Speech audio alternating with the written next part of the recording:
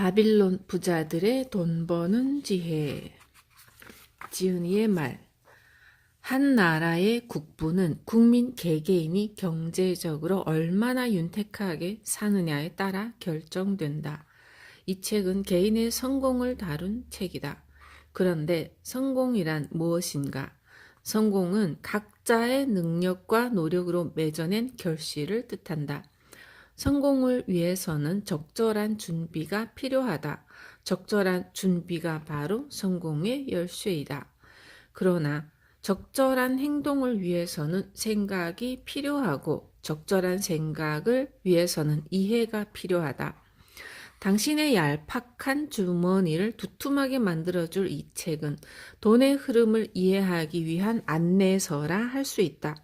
실제로 이 책은 경제적 성공을 열망하는 사람에게 돈을 벌게 해주고 그렇게 벌어들인 돈을 끝까지 지키게 해주고 그렇게 지킨 돈으로 더 많은 돈을 벌어들이게 하는 방법을 알려주기 위해 쓰여진 것이다. 이 책에서는 우리는 옛날 바빌론 시대로 돌아간다. 옛 시대에서 과연 무엇을 배우겠느냐고 천만의 말씀이다. 바빌론 시대는 오늘날까지 전 세계에서 사용되는 금융의 기본 원리가 처음으로 시작된 요람이었다. 이 책은 처음에 조그만 팜플렛으로 발간된 것들을 다시 엮은 것이다. 그 팜플렛에 담긴 이야기들로 인해 은행 구좌의 숫자를 늘려가면서 경제적인 문제를 해결할 수 있었다는 독자들의 열렬한 반응에 나는 망설일 이유가 없었다. 그 이야기를 더 많은 사람들에게 나눠주고 싶었다.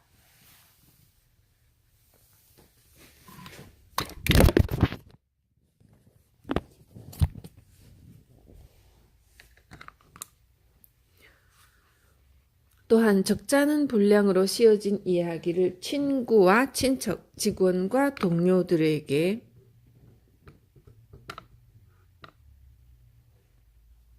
가감없이 나눠주었던 기업의 경영자들에게도 이 기회를 빌려 감사의 말을 전하고 싶다. 기업의 현장에서 일하는 사람들의 찬사보다 더 나은 추천서가 있겠는가? 그들이야말로 이 책에 쓰여진 원리를 그대로 적용하면서 엄청난 돈을 벌어들이고 있는 주역들이 아닌가. 바빌론이 고대 세계에서 가장 풍요로운 도시가 되었던 이유는 간단했다. 그것은 바빌론의 시민들이 당시 세계에서 가장 부유한 사람들이었기 때문이다. 그들은 돈의 가치를 알았다. 그들은 금융의 원리를 착실히 지키면서 돈을 벌었고 돈을 지켰으며 더 나아가 그 돈으로 더 많은 돈을 벌어들였다. 요컨대 그들은 우리 모두가 원하는 것, 즉 미래를 위한 수입을 마련해 두었던 것이다.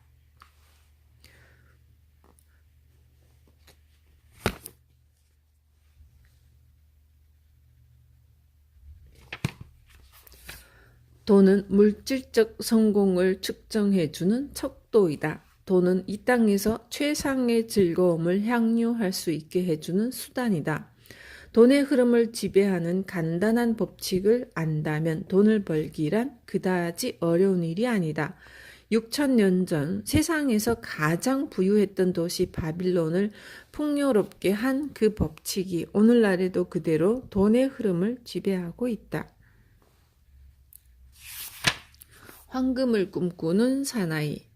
바빌론에서 수레를 만들며 근근으로 살아가던 사내 반시르는 깊은 체념에 빠져 있었다. 그는 집을 둘러싼 나지막한 담에 걸터앉아 슬픔에 잠긴 눈빛으로 조그만 집을 물끄러미 쳐다보았다. 널찍한 작업장에는 절반쯤 완성된 수레 하나가 덩그러니 놓여 있었다. 작업장과 연결된 문으로 그의 부인이 뻔질나게 얼굴을 내밀면서 남편을 몰래 훔쳐보았다. 아내의 그런 모습에 반시르는 쌀자루가 텅 비었음을 짐작할 수 있었다. 이것은 곧 1시간이라도 빨리 수레를 완성해야 함을 뜻했다. 바퀴 테두리에 가죽을 대고 멋지게 윤을 내어 색까지 칠해서 부자인 고객에게 넘겨주려면 당장이라도 망치질과 톱질로 땀을 흘려야 한다는 뜻이다. 그러나 반시르의 근육질 몸뚱이는 담에 앉아 일어날 줄을 몰랐다. 아무리 생각해도 답을 찾을 수 없는 문제를 두고 끝없는 생각에 잠겨 있을 뿐이었다.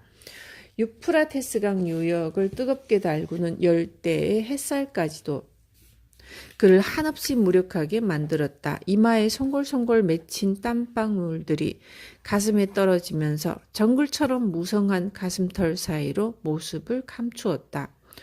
저 멀리에는 바빌론 궁전을 에워싼 성벽이 탑처럼 우뚝 솟아 있었고 가까이에는 아름다운 벨타워가 까마득히 높이 치솟아 푸른 하늘을 둘로 나누고 있었다. 그 탑이 드리운 그림자 속에 반시르의 초라한 집이 있었다. 또한 산뜻하지는 않지만 정성스레 관리된 집들도 있었다. 바빌론은 그런 곳이었다. 웅대한 건물과 초라한 오두막, 엄청난 부자와 끼니를 걱정하는 가난한 사람이 뒤섞여 사는 곳이었다. 거대한 성벽 안에 온갖 계층의 사람들이 뒤섞여 사는 도시였다. 그러나 조금만 자세히 들여다보면 부자와 가난한 사람은 확연한 차이가 난다. 부자가 탄 마차는 요란한 소리를 내면서 장사꾼들과 거지들을 길가로 밀쳐낸다. 신발을 신은 장사꾼과 맨발의 거지를. 그러나 왕의 가공원에 물을 대기 위한 물지개를 짊어진 노예들의 긴 행렬이 지나갈 때에는 부자들까지도 길 옆으로 물러서야 했다. 반시르는 자신의 문제를 골똘히 생각하느라 분주한 도시의 소음조차 들리지 않았다. 그런 것에 관심을 쏟을 겨를이 없었다. 그때 귀에 익은 수금 소리에 그는 몽상에서 깨어났다. 그는 소리가 나는 쪽으로 고개를 돌렸다. 막역지우로 수금 연주가인 코비가 미소를 머금은 얼굴로 서 있었다. 코비는 반시르에게 신의 이름으로 인사를 건넨 후 정중한 목소리로 말했다. 반시르, 이렇게 한가로이 앉아있는 것을 보니 신께서 자네에게 커다란 축복을 벌써 내렸나 보구먼. 자네가 받은 축복을 내게도 좀 나눠주지 않으려나? 나라면 기꺼이 자네와 나눌 걸세. 자네의 두툼한 지갑에서 딱 2세켈만 꺼내서 빌려줄 수 있겠나. 오늘 밤에는 갚을 수 있을 거야. 오늘 밤에 귀족의 연회장에서 수금을 연주하기로 되어 있으니까 사례금을 받는 즉시 갚겠네. 반시르가 침울한 소리로 대답했다. 내게 지금 이 세켈이 있더라도 남에게 꾸어줄 입장이 아니야. 내 목숨보다 소중한 친구인 자네에게도 꾸어줄 입장이 아니야. 그게 내 전 재산일 테니까. 자네라면 전 재산을 남에게 꾸어줄 수 있겠나? 아무리 친한 친구라도 꾸어줄 수 있겠나? 코비가 깜짝 놀라며 소리쳤다. 아니, 자네 지갑에 한 푼도 없단 말인가? 그런데도 그렇게 일손을 놓고 멍청이 앉아 있었단 말인가? 왜 저 수레를 당장 완성시키지 않는 건가? 반시르, 자네답지 않구먼. 자네의 넘치던 힘은 어디로 갔는가? 대체 무슨 일로 이렇게 풀이 죽어 있는 건가? 말 못할 고민거리라도 생겼나? 반시르가 고개를 끄덕이며 대답했다. 그래, 신에게 벌을 받은 것 같아. 모든 것이 다 덧없는 꿈 때문일세. 엊그제 나는 커다란 부자가 된 꿈을 꾸었네. 내 허리춤에는 동전으로 가득한 지갑이 매달려 있었지. 거지들에게 마음껏 나눠줘도 바닥이 보이지 않을 정도로 동전이 많았네. 집사람에게는 아름다운 장식품을 사줄 수 있었고 내가 원하는 무슨 일이라도 할 수 있을 만큼의 은화도 있었지. 그리고 그렇게 은화를 써대도 미래의 행복을 확신할 수 있는 금화까지 있었네. 꿈이었지만 그렇게 행복할 수가 없었네. 자네조차 나를 알아보지 못했지. 집사람을 알아보는 사람도 없었네. 하기사 행복에 겨워 주름살이 말끔히 사라진 그 얼굴을 누가 알아볼 수 있었겠나. 그래, 집사람은 신혼 초에 아름다운 얼굴을 되찾았으니까. 행복한 꿈이었구먼. 하지만 그처럼 멋진 꿈을 꾸고서도 시무룩한 동상처럼 얼굴을 찡그리고 있는 이유가 뭔가? 반시르는 한숨을 내쉬었다. 꿈에서 깨어나서 내 지갑이 텅텅 비어있는 것을 알았을 때 내 기분이 어땠겠나. 그건 마치 배신을 당한 기분이었네. 그래, 자네나 나나 똑같은 입장이니까 솔직히 말해보겠네. 젊었을 때 우리는 지혜를 배우겠다고 함께 제사장을 찾아가기도 했었지. 젊었을 때 우리 둘은 언제나 즐거움을 함께 나누었지. 이렇게 어른이 되어서도 우리 우정은 변치 않았네. 우리는 이런 삶에 만족하며 살았네. 오랜 시간을 힘겹게 일하면서 이렇게 벌어들인 돈을 그렇게 마음껏 써댔네. 그런데 말이야. 우리가 지난 세월 동안 꽤 많은 돈을 벌었지만 그 많은 돈은 어디로 갔나? 그렇다고 해서 우리가 주는 진정한 즐거움을 알았나? 지금도 여전히 그 즐거움을 꿈꾸고 있지 않은가? 대체 우리가 말 못하는 짐승보다 나을 것이 무엇인가? 우리는 세상에서 가장 풍요로운 도시에서 살고 있네. 우리 주변에는 온갖 보물이 널려 있지만 정작 우리 것은 하나도 없어. 인생의 절반을 뼈 빠지게 일했지만 자네에게 남은 것이 무엇인가? 그저 빈 지갑뿐이야. 그래서 자네도 오늘 저녁에 갚을 테니 이 쾌세를 빌려달라고 구걸한 것이 아닌가? 내가 어떻게 대답해 주길 바라나? 그래, 내 지갑을 통째로 가져가게. 자네에게 무엇인들 못 빌려주겠나? 이렇게 대답해 주길 원했나? 하지만 내 지갑도 자네 지갑이나 마찬가지야. 한 푼의 동전도 없어. 우리가 왜 이런 신세가 되었나? 왜 우리는 배불리 먹고 멋지게 차려입고도 남을 만한 돈을 벌지 못하는 것일까? 반시르는 긴 한숨을 내쉰 뒤 다시 말했다.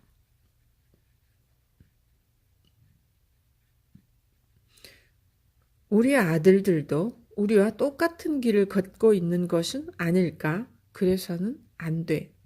우리처럼 시큼한 양젓과 죽에 만족하며 살아가도록 내버려 둘 수는 없어. 그 아이들은 황금에 둘러싸여 풍요로운 삶을 즐길 수 있도록 해주어야 해. 코비가 심각한 얼굴로 말했다. 반시르, 자네와 오랜 시간을 함께 했지만 전에는 이렇게 말한 적이 없었어. 그랬지. 한 번도 이런 말을 해본 적이 없었지. 새벽부터 어둑한 밤이 될 때까지 그저 누구보다도 멋진 수레를 만들겠다는 생각에 일에만 열중했으니까. 그리고 언젠가는 신께서 내 노력을 인정해 주시고 커다란 재물을 주실 것이라 믿었으니까. 하지만 현실은 그렇지 않았네. 이제야 깨달았네. 나는 결코 부자가 될 수 없다는 것을. 내 심정이 어떻겠나. 가슴이 터질 것만 같네. 나도 부자가 되고 싶네. 내 땅을 갖고 내 가축을 갖고 싶네. 멋진 옷을 입고 두툼한 지갑을 갖고 싶네. 부자가 될 수만 있다면 등이 휘도록 일할 각오가 되어 있네. 하지만 일한 만큼 정당한 보상을 받고 싶어. 그렇다면 우리의 문제가 무엇일까? 자네에게 다시 묻겠네. 세상에는 멋진 물건들이 널려 있는데 돈만 있다면 그것들을 얼마든지 즐길 수 있는데 왜 우리에게는 그런 돈이 없는 것일까? 코비가 대답했다.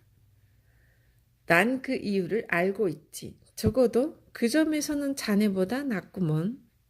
내가 수금을 연주해서 번 돈은 물거품처럼 사라지네. 내 가족을 굶기지 않으려면 그 돈을 써야 하니까. 또 내게는 아주 멋진 수금을 장만해야겠다는 꿈이 있네. 내 머리에 떠오르는 멋진 선율을 완벽하게 표현해줄 그런 수금을 말일세. 그런데 수금만 있다면 나는 그런 수금만 있다면 나는 그 누구보다도 멋진 연주를 해낼 수 있을 테니까. 그래, 자네라면 그런 수금을 가질 자격이 있지. 바빌론의 어떤 연주자도 자네만큼 감미로운 선율을 창조해내지 못할 거야. 자네가 그런 수금으로 연주한다면 왕이 아니라 신까지도 감동할 걸세.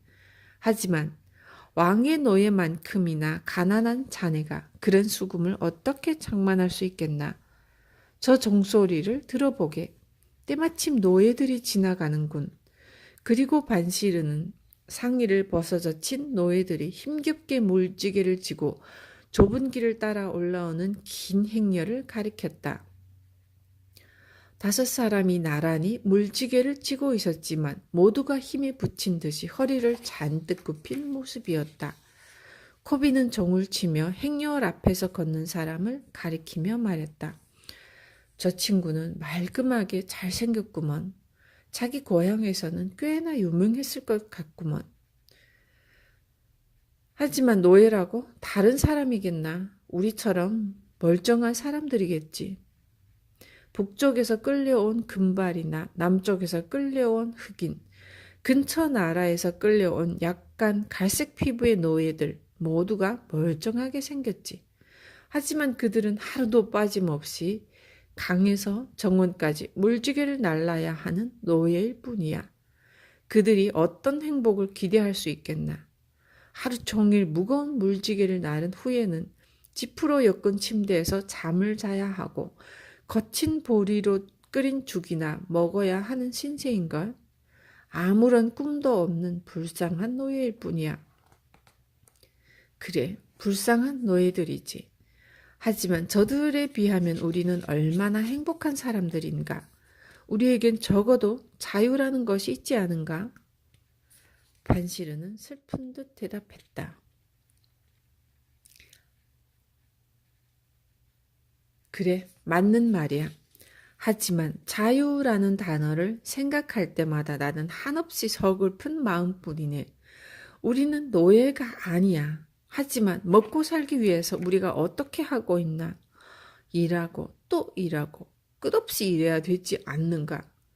우리에게 다른 것을 즐길 여유가 있기나 한가?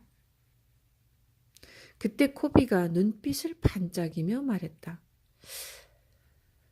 다른 사람들은 대체 어떻게 돈을 벌지? 부자에게 그 방법을 물어보면 안 될까?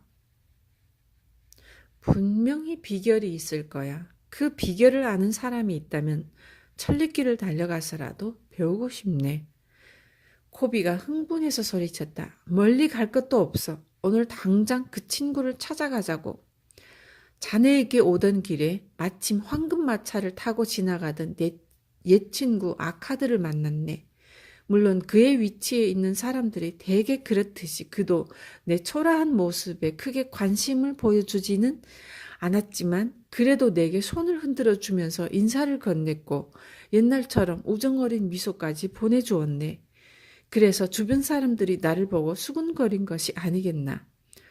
반시르가 생각에 잠기며 말했다. 아카드는 바빌론에서 제일 가는 부자로 소문난 사람이지. 심지어 왕까지도 아카드에게 도움을 청한다고 소문이 나 있네. 반시르가 코비의 말을 막고 나섰다. 그래, 엄청난 부자야. 그래서 두려운 걸세. 한밤중에 그를 만나게 된다면 내가 그의 두툼한 지갑에 몹쓸 짓을 할까봐 두려운 걸세. 코비가 나무라듯 말했다. 쓸데없는 소리. 부자는 허리춤에 찬 지갑으로 결정되는 것이 아니야. 아무리 두툼한 지갑이라도 다시 채워줄 황금 물줄기가 없다면 금세 비워지는 법일세. 아카드에게는 아무리 돈을 펑펑 쓰더라도 그의 지갑을 끊임없이 다시 채워줄 수입원이 있다고. 그때 반시르가 무엇인가를 깨달은 듯 갑자기 목소리를 높였다. 수입원? 바로 그거야. 내게도 그런 수입원이 필요해. 내가 오늘처럼 담에 우두커니 앉아 있어도 먼 곳으로 여행을 떠나더라도 내 지갑을 채워줄 수입원이 필요해. 아카드라면 그런 수입원을 만드는 방법을 알고 있을 거야. 나처럼 우둔한 사람도 이해할 수 있는 방법을 아카드라면 알고 있지 않을까? 코비가 대답했다. 어쩌면 그도 아들인 노마시르에게 그 방법을 가르쳐 주었을 거야. 노마시르가 지금 니네베에 있다는 소문을 들었네. 아카드의 도움이 없었다면 노마시르가 어떻게 니네베에서 가장 부자가 될 수 있었겠나? 반시르는 눈빛을 반짝이며 말했다. 코비, 고맙네. 자네 덕분에 살았네. 훌륭한 친구를 찾아가 현명한 충고를 구하지 못할 이유가 어디에 있겠나? 아카드라면 우리에게 그 비결을 가르쳐 줄 걸세. 마치 1년 전에 사라진 매둥지처럼 우리 지갑은 텅 비었지만 이제 걱정할 필요가 없네. 죽을 때까지 이렇게 살 수 없지 않은가? 이 풍요로운 도시에서 가난하게 사는 것도 이제는 지쳤네. 당장 아카드를 찾아가세. 그리고 그에게 부자가 되는 비결을 물어보도록 하세. 반실, 자네 말이 맞네. 자네 덕분에 나도 새로운 깨달음을 얻었네. 우리가 이처럼 가난하게 살 수밖에 없던 이유를 깨달았네. 우리는 안정된 수입원을 찾지 않았던 거야. 그런 수입원을 찾으려는 생각조차 하지 않았어. 자네는 바빌론에서 가장 튼튼한 수레를 만들려고 혼신의 힘을 다했네.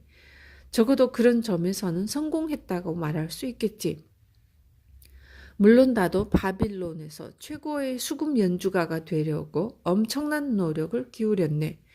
그리고 남부럽지 않은 수금 연주가가 될 수 있었지. 그래, 적어도 우리가 노력을 기울인 분야에서는 우리는 성공을 거두었어. 그리고 그것이 신의 뜻이라 생각하고 만족하며 살았네. 하지만 마침내 우리는 빛을 보았네. 떠오르는 태양에서 쏟아지는 찬란한 빛을 보았네. 이제 우리는 새롭게 깨달은 걸세. 우리 꿈을 이루는 데 필요한 방법을 찾아낼 수 있을 걸세. 반시르가 독촉하며 나섰다. 코비, 오늘 당장 아카드를 만나러 가보자고. 우리와 마찬가지로 힘겹게 살아가는 옛 친구들까지 불러서 아카드를 만나러 가보세. 우리 모두가 아카드의 지혜를 함께 나눌 수 있다면 그보다 좋은 일이 어디에 있겠나. 반실은 친구들을 생각하는 자네의 마음에 정말로 감동했네. 그래, 우리 모두 불러서 다 함께 가도록 하세. 오늘 당장 그 비법을 들어보세. 나도 부자가 되고 싶네. 멋진 옷을 입고 두툼한 지갑을 갖고 싶네. 부자가 될 수만 있다면 등이 휘도록 일할 각오가 되어 있네. 하지만 일한 만큼 정당한 보상을 받고 싶어. 그렇다면 우리의 문제가 무엇일까? 왜 우리는 돈이 없는 것일까?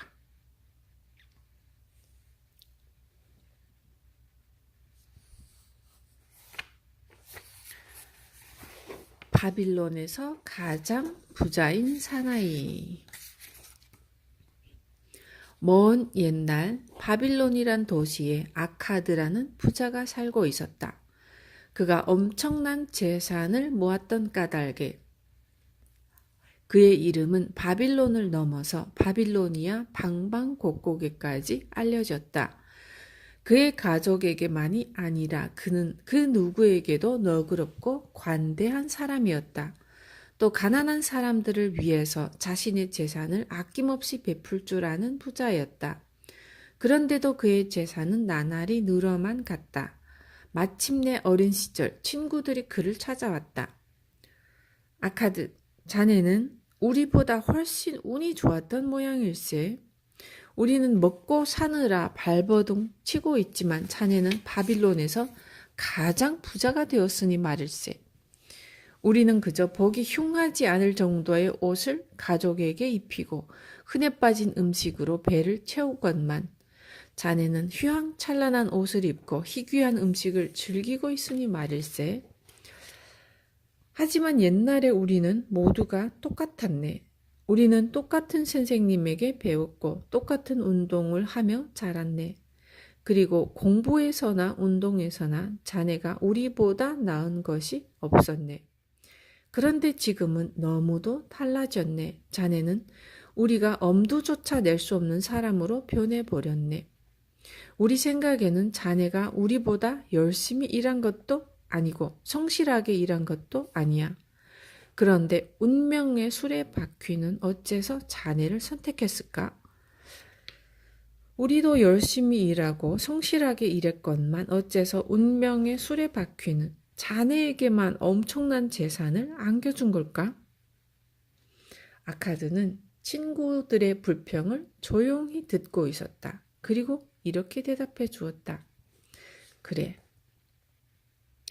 젊은 시절까지 우리는 똑같았지. 하지만 자네들이 아직까지 근근히 살아가는 이유가 뭐냐고? 그것은 자네들이 재산을 모아가는 법칙을 몰랐거나 아니면 그 법칙에 따르지 않았기 때문일 걸세. 운명의 수레바퀴는 누구에게나 영원한 재물을 허락하지 않는 심술궂은 여신이네.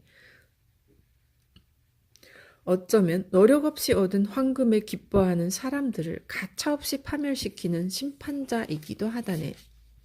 게다가 그 여신은 우리가 황금을 두서없이 낭비하도록 만들기도 하네. 그 때문에 우리는 힘들게 벌어들인 재산을 순식간에 날려버리는 걸세. 아무런 보람도 없는 욕망과 욕심에 사로잡혀 재산을 펑펑 써대고 결국에는 빈털터리가 되어버리는 걸세. 반면에 정반대인 사람들도 있네. 지독한 수전노인 사람들, 그들의 괴짝에 들어간 돈은 도무지 나올 줄을 모르네. 그들은 벌어들인 돈을 한 푼도 쓰지 않으려고 전전긍긍하지. 왜 그렇겠나? 그들은 돈을 다시 벌어들일 방법을 모르기 때문일세. 그런 사람들은 어떻게 살아가는지 아나? 도둑을 맞을지도 모른다는 생각에 잠시도 편안할 새가 없을 걸세. 그야말로 공허한 삶이 아니겠나? 돈을 쌓아두고도 그처럼 불행하게 지내야 하니 말일세. 하지만 전혀 다른 사람들이 있네. 손쉽게 황금을 벌어들일 뿐 아니라 나날이 더 많은 황금을 벌어들이면서도 세상 사람들에게 존경받고 행복을 누리며 살아가는 사람들이 있네. 물론 이런 사람은 극소수에 불과하지. 나도 그런 사람들을 알고 있지만 소문으로만 알고 있을 뿐이네. 하지만 갑자기 커다란 재산을 물려받은 사람은 결코 이런 사람이 되지 못하네. 친구들은 아카드의 말에 고개를 끄덕이지 않을 수 없었다. 그들이 알고 있기에도 갑자기 재산을 물려받은 사람은 결코 바람직한 삶을 살고 있지 않기 때문이다. 그들은 아카드에게 그처럼 많은 재산을 모을 수 있었던 방법을 물었다. 아카드는 빙긋이 미소를 지으며 친구들에게 그 비밀을 하나씩 털어놓기 시작했다. 아카드가 들려준 그 비밀은 다음과 같았다. 젊은 시절 나는 주변을 돌아보면서 우리들에게 행복과 만족을 안겨주는 것들을 빠짐없이 살펴보았네. 그리고 돈이 있어야 행복할 수 있다는 진리를 깨달았네. 돈이 바로 힘이었네.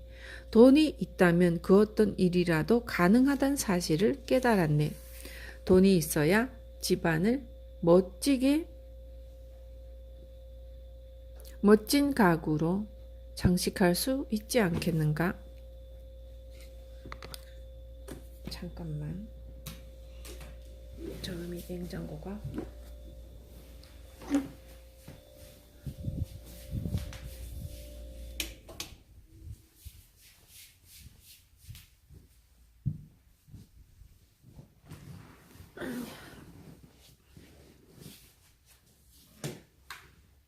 저음이 냉장고가 시끄러워서 꺼버렸습니다. 냉장고님에게 잠시 휴식을 드렸습니다. 자, 돈이 있어야 집안을 멋진 가구로 장식할 수 있지 않겠는가? 돈이 있어야 먼 바다로 항해를 떠날 수 있지 않겠는가? 돈이 있어야 아름다운 장신구를 살 수 있고 반질되는 대리석으로 집을 지을 수 있지 않겠는가? 돈이 있어야 신을 위한 웅대한 신전을 지을 수 있지 않겠는가? 확실히 돈이 있어야 이런 모든 일을 할 수 있었다네. 돈이 있어야 세상을 즐겁게 살면서 우리 영혼까지 만족시켜줄 수 있는 것이네. 이런 진리를 깨달은 순간 나는 비로소 삶의 목표를 뚜렷이 정할 수 있었네. 다른 사람들이 즐기는 모습을 멀찌감치 떨어져서 구경이나 하는 사람은 되지 않겠다고 결심했네. 그저 남 부끄럽지 않을 정도의 싸구려 옷으로 만족해버리는 사람은 되지 않겠다고 결심했네. 평생 가난한 사람과 살면서 허망한 웃음에 만족하는 사람은 되지 않겠다고 결심했네. 어떤 연회장에서나 반갑게 맞아주는 사람이 되어야겠다고 결심했네. 자네들도 알고 있듯이 나는 가난한 장사꾼의 아들이었네. 재산을 물려받을 희망이라고는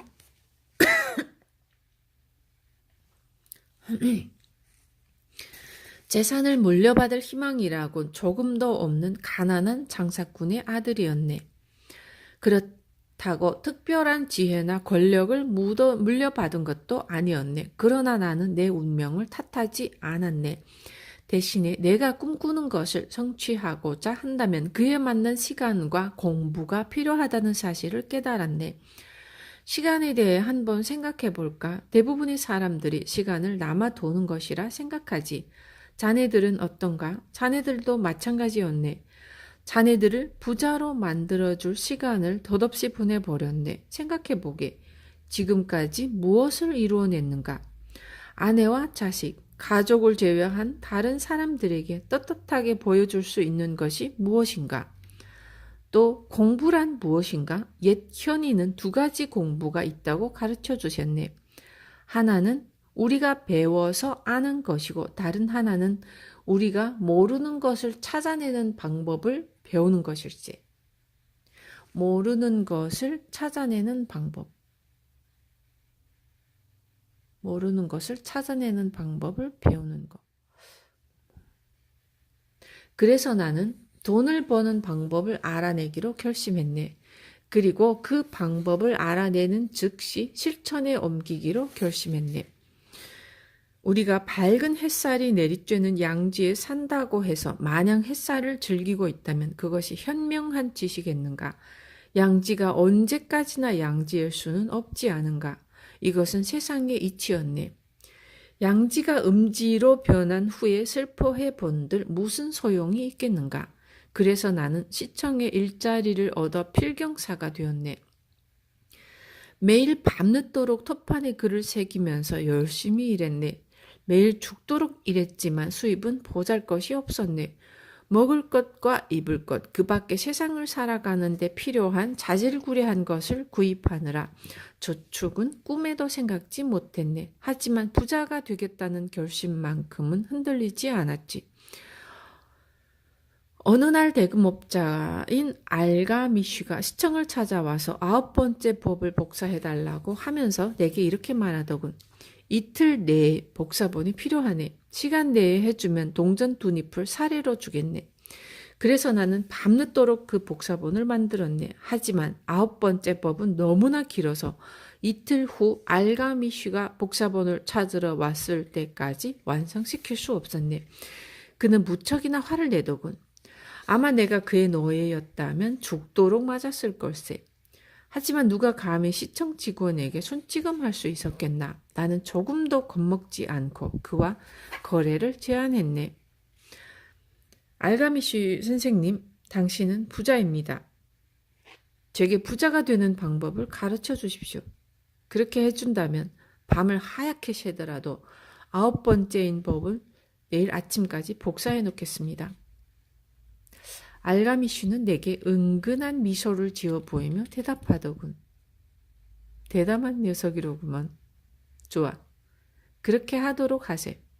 우리는 그런 것을 거래라고 부르네. 그렇게 거래가 성립되었고 나는 꼬박 밤을 새우면서 톱판에 9번째 법을 새겼네. 등이 뻐근하고 심지어는 냄새에 머리까지 지근거렸지만 이를 멈추지 않았네. 눈까지 가물거리더군. 하지만 다음날 아침 알가미쉬가 시청을 찾아왔을 때 나는 완성된 톱판을 그에게 건네주며 말했네. 여기 있습니다. 선생님께서 또 약속을 지키시겠죠?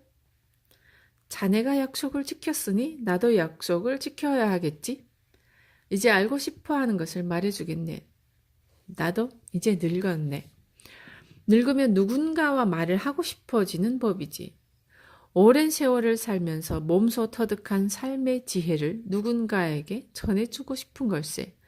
하지만 젊은 사람들은 노인을 고리타분한 이야기나 해대는 귀찮은 사람으로 생각해버리지.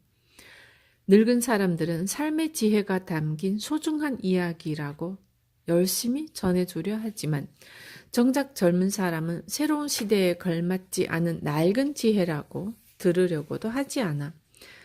하지만 오늘을 밝혀주는 태양은 자네 아버지가 태어났을 때에도 이 세상을 밝혀주었던 태양이고 미래에 자네 손자가 어둠 속을 지나갈 때에도 빛을 던져줄 태양이란 사실을 반드시 기억하게.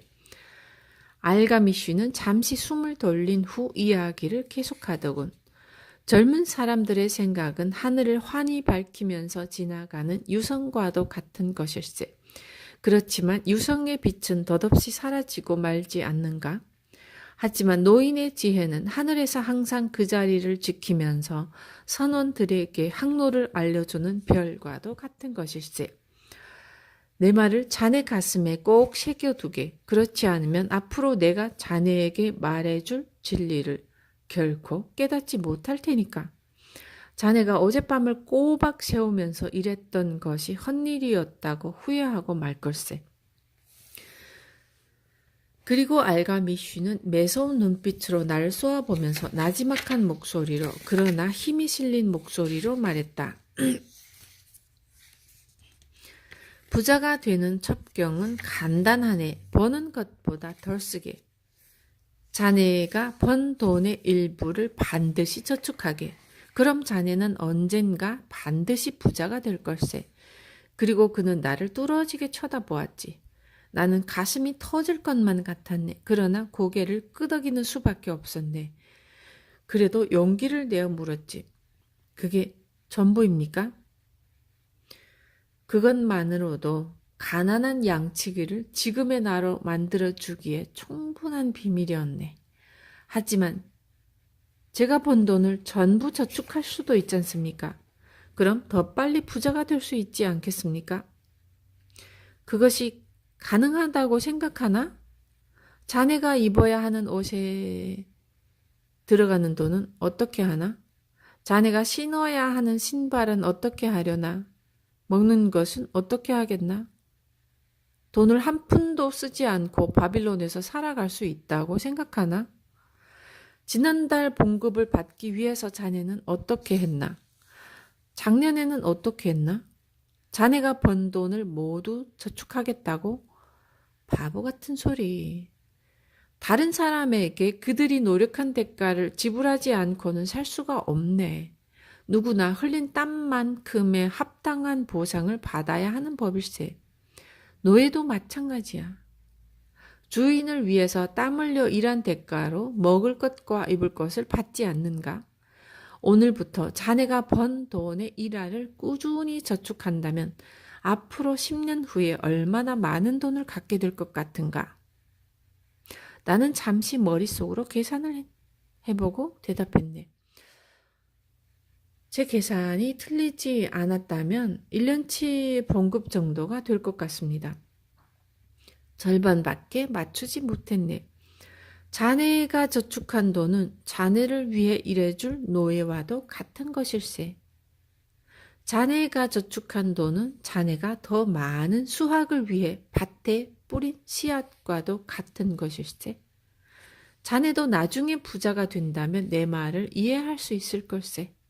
돈이 돈을 버는 법일세.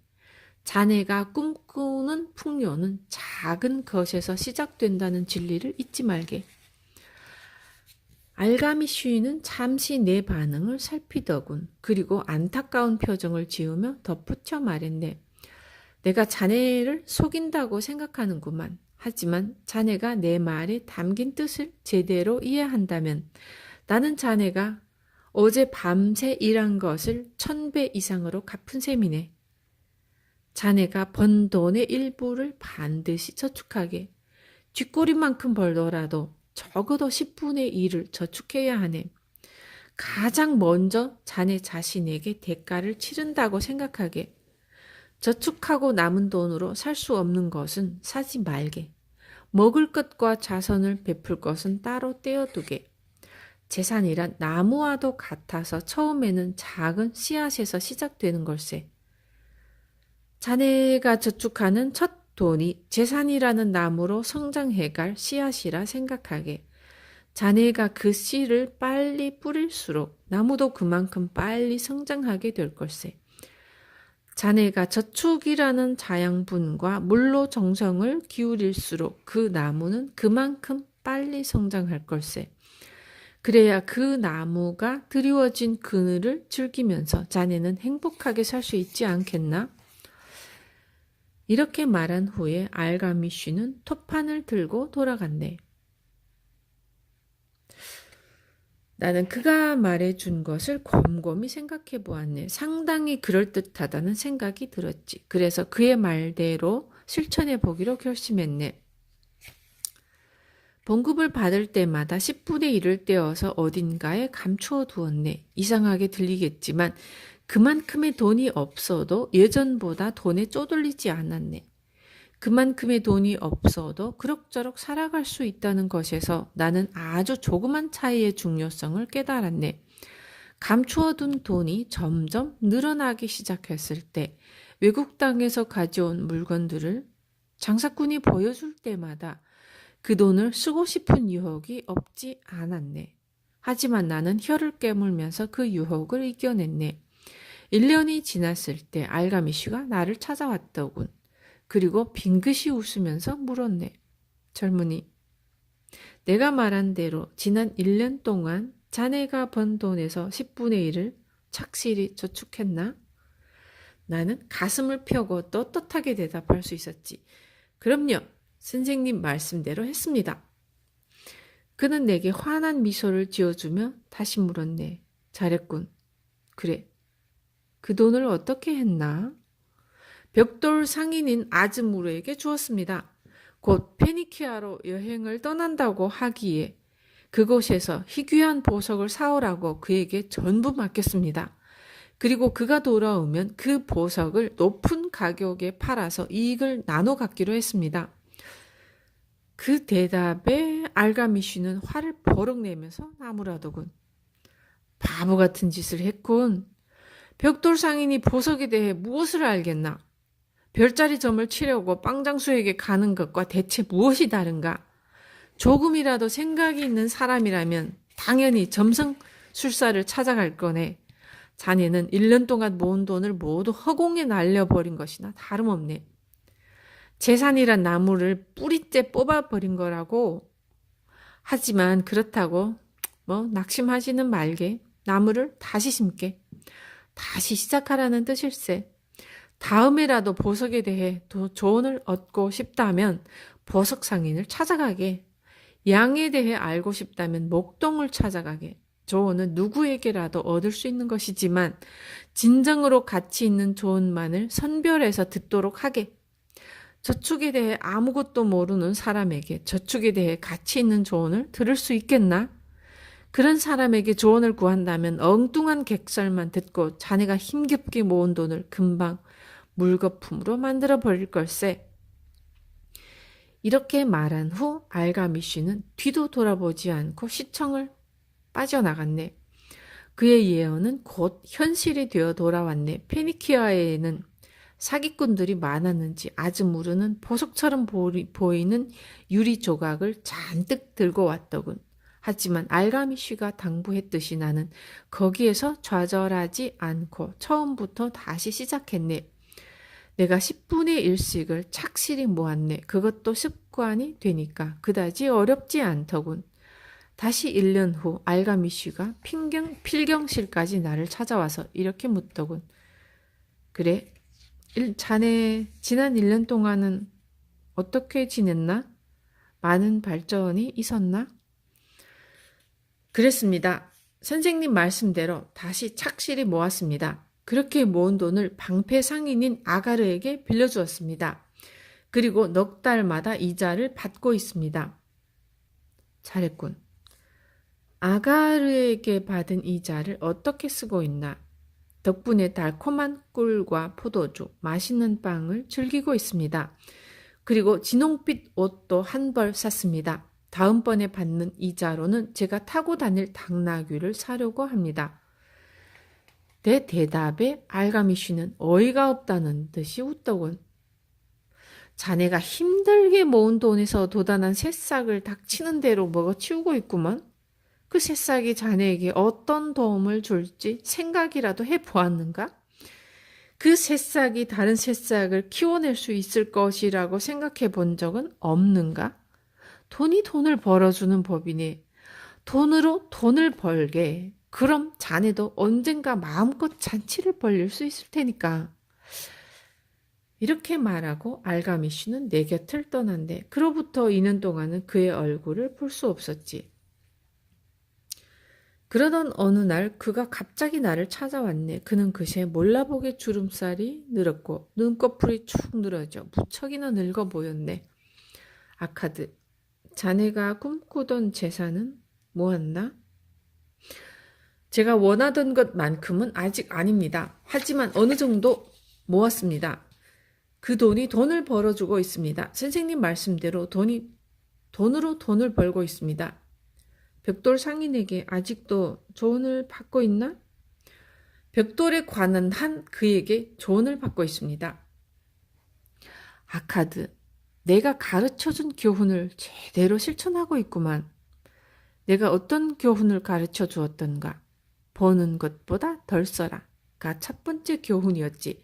두 번째는 자네가 구하는 조언에 합당한 경험을 가진 사람에게 조언을 구하라는 것이었네.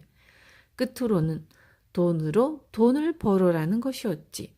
그래, 자네는 이 교훈들을 훌륭하게 실천한 것 같구만. 자네는 돈을 벌고 돈을 모으고 돈을 사용하는 방법을 배운 것일세. 이제 자네에게는 어떤 일을 맡겨도 안심할 수 있겠군. 나는 늙었네.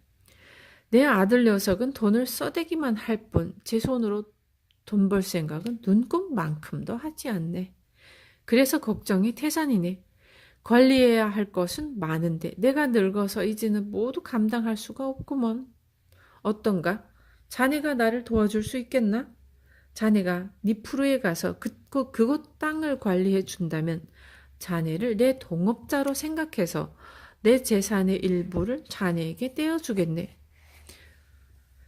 그래서 나는 필경사 일을 그만두고 니프루로 가서 그의 재산을 관리해주기 시작했네. 정말 엄청난 재산이더군. 나는 꿈이 있었고 재산을 관리하는 3가지 원칙을 완전히 터득하고 있었기 때문에 그의 재산을 더 크게 불려줄 수 있었네. 물론 나도 덩달아 부자가 되었지. 그리고 알가미 씨가 어둠의 땅으로 떠났을 때 그의 유언에 따라 나는 일정한 몫의 재산을 물려받을 수 있었네.